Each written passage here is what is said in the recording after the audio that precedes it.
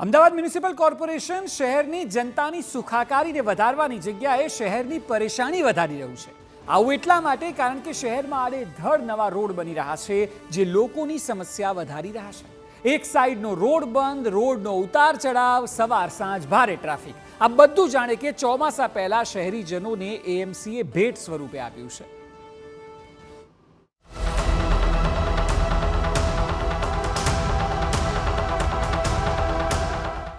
એએમસીનો અણઘડ વહીવટ,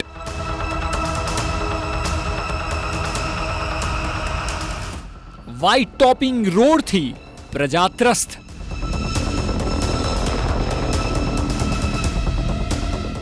શહેરીજનોને પારાવાર મુશ્કેલી,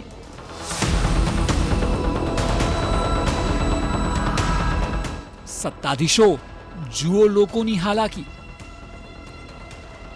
આમ તો રાજ્યનું સૌથી મોટું કોર્પોરેશન તંત્ર પણ કામમાં મીંડું।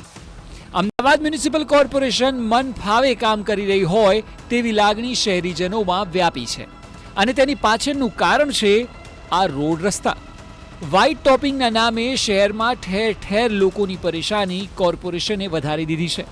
ચોમાસાની સિઝન થોડા જ દિવસોમાં આવી જશે અને શહેરમાં અનેક જગ્યાએ વ્હાઇટ ટોપિંગ રોડના બહાને કોર્પોરેશને રીતસરનો કહેર મચાવ્યો છે।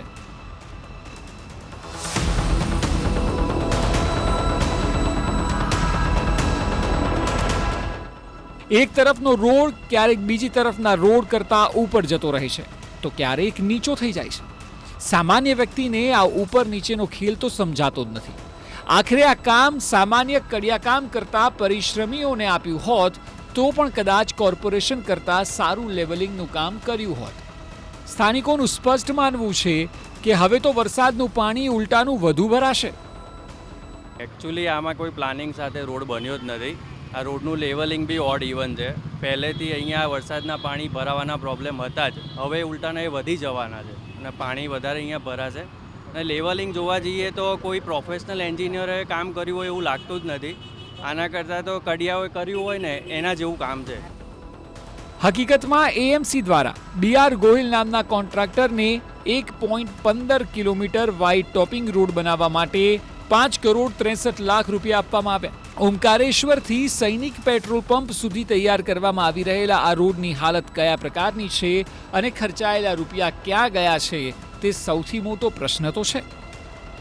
આમાં લેવલ છે ને પ્લસ માઇનસ છે, આમાં વચ્ચે પ્લાન્ટેશનની જગ્યા નથી ને એટલું અનકમ્ફર્ટેબલ છે ને કે રાત્રે કદાચ ગાડી જાય ને તો અંદર ફસાઈ જાય, જે ગાડીને ડેમેજ થાય।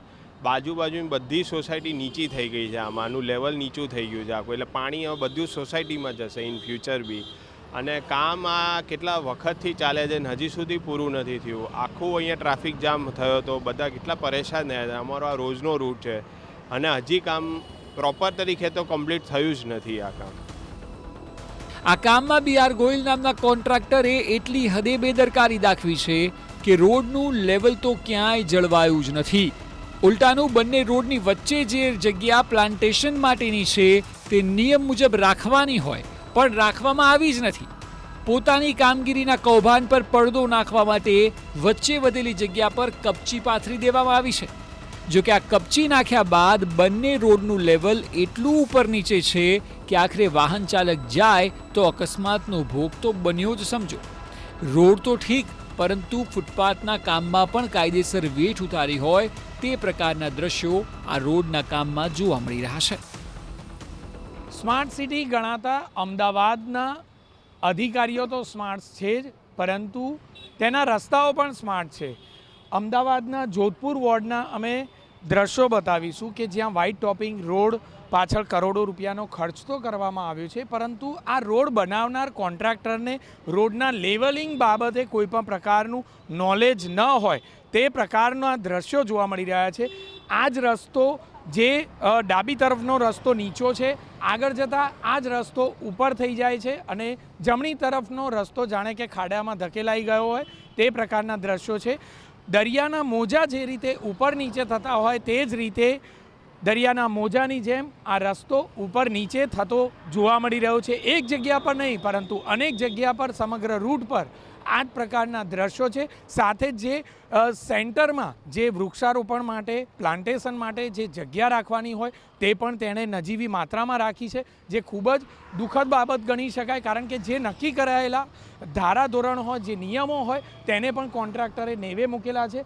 જે રસ્તો છે તે બીજી તરફ હવે ઊંચાઈ પર આવી ગયો છે અને જમણી સાઈડનો રસ્તો નીચો થઈ ગયો છે. આખરે કડિયા નાકેથી લાવેલા મજૂરો દ્વારા તૈયાર કરવામાં આવેલું આ કામ સ્માર્ટ સિટીના અધિકારીઓ કેવી રીતે ચલાવે છે તે સૌથી મોટો પ્રશ્ન છે.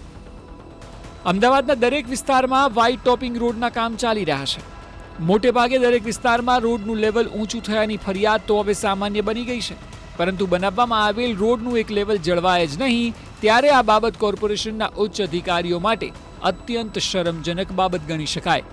મ્યુનિસિપલ કમિશનરનું કહેવું છે કે ઓરિજિનલ પાસ થયેલો પ્લાન અને કરાયેલું કામ આ બંનેની સરખામણી થશે. જો પ્લસ માઇનસ થશે તો ફરી કામ કરવામાં આવશે. એ ખાસ કરીને જે વિષય છે એના ઉપર અમે તપાસ કરીએ અને ખાસ કરીને સેન્ટ્રલ વચમાં જે પ્લાન્ટેશન કેટલા શક્ય હોય એને હોલ પાડીને કામ કરવા માટેનો કાર્યવાહી કરવામાં આવશે. લેવલિંગના બાબતે જે ઓરિજિનલ પ્લાન અપ્રુવલ છે અને સાઇટ ઉપરનું એક્ઝિક્યુશન છે એને સરખામણી કરી એમાં કોઈ ખામી હોય એજન્સીવાળા મારફત ફરી સરખું કરવા માટે ડાયરેક્શન આપવામાં આવશે. હાલ શહેરમાં 11 વ્હાઇટ ટોપિંગ રોડના કામ ચાલુ છે અને તેની પાછળ કુલ 54 કરોડનો ખર્ચ થયેલો છે. વોર્ડ પ્રમાણે 2 વ્હાઇટ ટોપિંગ રોડ નક્કી કરાયા છે.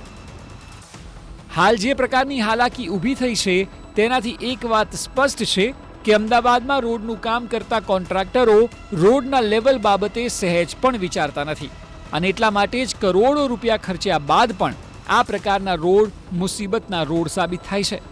સવાલ એ છે કે કોર્પોરેશન કેમ કોન્ટ્રાક્ટરોનો ઉધડો નથી લેતું? શું લોકોની પરેશાની નજરે નથી આવતી? ચોમાસા દરમિયાન કોઈ દુર્ઘટના ઘટી તો તકલીફો પાછળની જવાબદારી લેશે કોર્પોરેશન? હવે જ્યારે ચોમાસું માથે છે ત્યારે કરશો કામ? લોકોની તકલીફને સમજો છો ખરા? આ તમામ સવાલો અમદાવાદની જનતા પૂછી રહી છે. હવે જ્યારે વરસાદની શરૂઆત પણ થઈ ચૂકી છે ત્યારે રોડ અનઇવન હોવાને લીધે હોનારતને આમંત્રણ આપી શકે છે. જરૂરી છે કે આ અહેવાલ જોઈને કોર્પોરેશનની આંખ ખુલે અને કામને દિવસ રાત ગતિ આપીને પૂરું કરવામાં આવે. જિગ્નેશ પટેલ, TV9, અમદાવાદ.